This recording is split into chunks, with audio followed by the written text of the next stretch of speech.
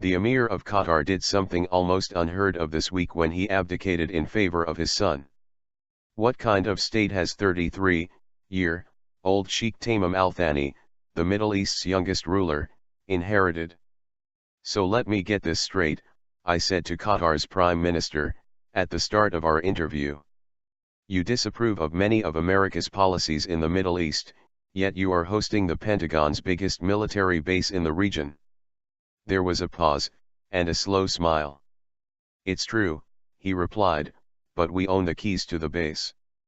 That conversation was over a decade ago, and now Qatar has a new ruler and a new prime minister.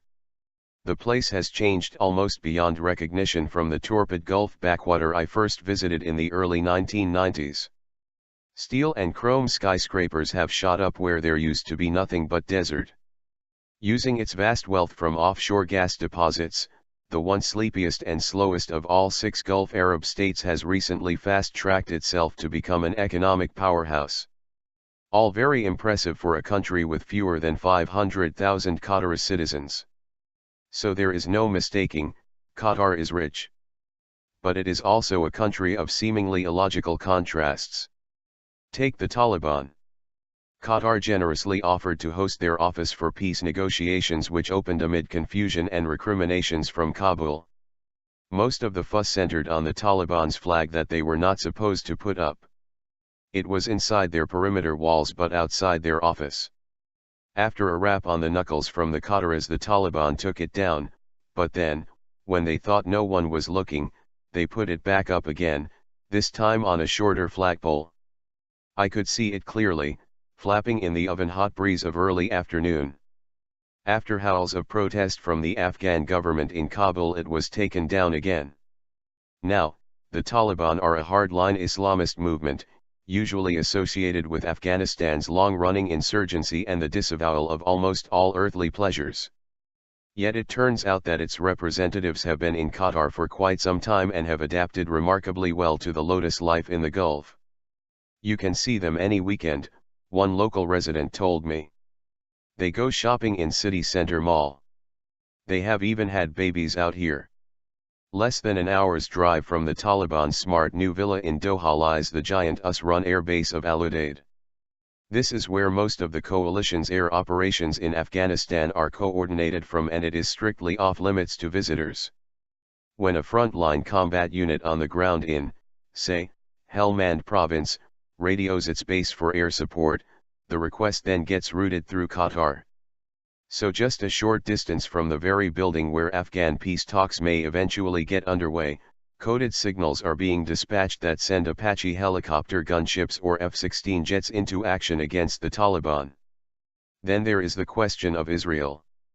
As an Arab and Muslim nation, home to the satellite TV station Al Jazeera, Qatar has played host to plenty of Israel's noisiest and most vitriolic detractors. And yet, unknown to most people, Israel had a discreet trade office in Qatar that only closed as recently as 2009 after its military incursion into Gaza. The ironies do not end there. Of all the Gulf countries, Qatar is closest to the Muslim Brotherhood, the Islamist organization that has swept to power in Egypt. It is home to its spiritual figurehead, the populist preacher Youssef al-Qaradawi. Yet Qatar, which used to impose a strict ban on alcohol, does have some well-stocked bars if you know where to go. Steering a middle course between the demands of the country's more devout citizens, who oppose such creeping Western immoralities, and those who want to open up this tiny country further to the outside world, will be one of the major challenges facing the new emir. Sheikh Tamim Al-Thani may have only just turned 33, but he has spent the last 10 years training to take over from his father, and Qataris have been quick to pledge their allegiance. He has been instrumental in helping the emirate punch above its weight on the international stage, supporting rebels first in Libya and then in Syria.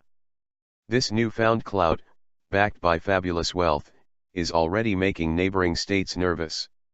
Some fear it may be overreaching itself in helping to fuel a conflict with no end in sight. But Qatar has come a long way in a short time. Not that long ago I remember Egypt's now deposed President Mubarak complaining, during a spat with Qatar's ruler, Why should I pay attention to a country with the population of a small hotel? People are certainly paying attention to it now.